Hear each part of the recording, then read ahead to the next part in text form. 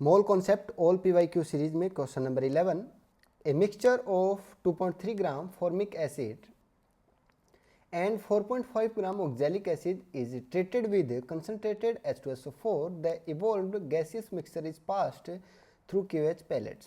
डा आसान है, कोई ज़्यादा बड़ा दिमाग नहीं लगाना आपको, सिंपल आपको पता होना चाहिए कि फॉर्मिक एसिड क्या होता है। तो ये आपको पता है HCOOH होता है।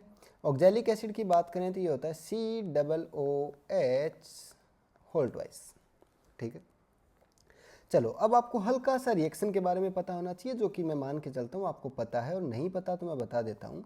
जब HCOOH यानी कि फॉर्मिक एसिड कंसनट्रेटेड H2SO4, ध्यान रहे कंसनट्रेटेड H2SO4 की बात है, डाइल्यूट की नहीं, विशेष कंसनट्रेटेड H2SO4 के साथ जब फॉर्मिक एसिड रिएक्ट करेगा ना, तो क्या होगा, जो H2SO4 है वो डिहाइड्रेटिंग एजेंट की तरह बिहेव करेगा, है ना, मतलब इसमें से पानी निकाल लेगा। रही तो आपने वो सुना होगा कि जब भी आपको एसिड में पानी मिलाना हो या पानी में एसिड मिलाना हो तो आप क्या करते हो, तो आप पानी के अंदर एसिड को मिलाते हो, है ना, ये आपने पढ़ा भी होगा पहले।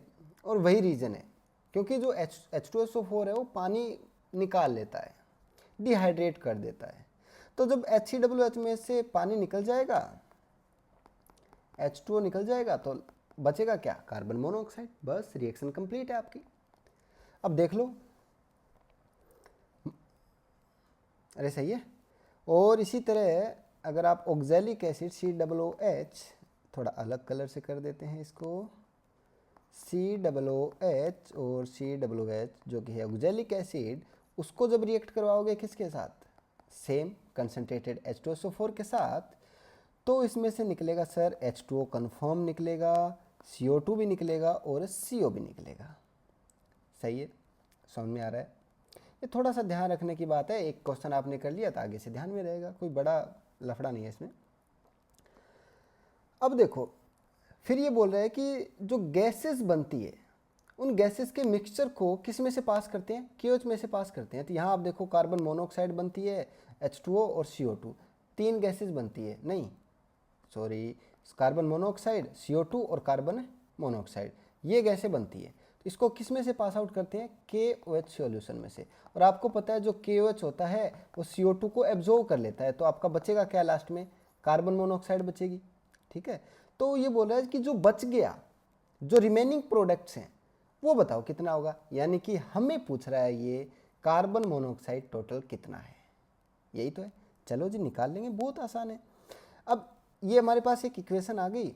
अगर हम HCOOH यानी कि फॉर्मिक एसिड के मोल्स देखेंगे तो इसका मास दे रखा है 2.3 ग्राम और इसका मोलर मास होता है 46 ग्राम HCOOH का, है ना, इसका 1, इसका 12, इसका 16, 16 और 1, ऐसे करके आप निकाल सकते हो। सही है, चलो तो यहाँ से इसके मोल आ गए 1/20 मोल। अब स्टोक्योमेट्री इसका भी आगे 1 है, 1 है, 1 है, तो इसके जितने मोल होंगे उतने ही मोल इसके फॉर्म होंगे। अरे जितना HCOOH कंज्यूम होगा उतना ही तो CO फॉर्म होगा, तो इसके अगर 1/20 मोल कंज्यूम हो रहे हैं तो इसके भी बनेंगे कितने, 1/20 मोल। सही है। इसी तरह आप यहाँ देखो ऑक्जेलिक एसिड के केस में, देखो ऑक्जेलिक एसिड में आप देखोगे तो इसका है 4.5 ग्राम मास दे रखा है क्वेश्चन के अंदर, जो कि ये रहा। ठीक है, और इसका मोलर मास अगर आप फाइंड आउट करोगे ऑक्जेलिक एसिड का तो ये आएगा 90। यहाँ पर भी इसके मोल कितने आ गए, 1/20 मोल। अरे करेक्ट है। तो क्वेश्चन पढ़ते ही आपको थीम समझ में आ जानी चाहिए कि ये मामला हो क्या रहा है, वरना ये क्वेश्चन नहीं होगा। आपको ये रिएक्शंस का पता होना चाहिए। तो यहाँ से भी मैं देखूँ तो CO2 भी 1/20 मोल बनेगा और कार्बन मोनोऑक्साइड भी 1/20 मोल बन जाएगा, क्योंकि स्टोक्योमेट्री दोनों का सेम है, 1 1 1 1 है सारी जगह। ठीक है, अरे ओके, एकदम मामला सही है। बस तो अब जो गैसेज है जिसको मैं थोड़ा सा साइड में बना देता हूँ, जैसे CO है, CO2 है और CO है। यहाँ से CO उठा ली, CO उठा ली और CO2, तीनों गैसेज को जब KOH से पास आउट करोगे आप, तो भाई CO2 तो KOH एब्जॉर्ब कर लेगा। आपने NCERT में फोटोसिंथेसिस पढ़ा होगा, और वहाँ पे एक एक्सपेरिमेंट है जिसमें KOH किसको एब्जॉर्ब कर लेता है, CO2 को। कमेंट करके बताइए वो कौन सा एक्सपेरिमेंट है, ताकि पता चले आपको बायो कितनी आती है। तो अब हमें बचा रिमेनिंग प्रोडक्ट क्या है, कार्बन मोनोऑक्साइड।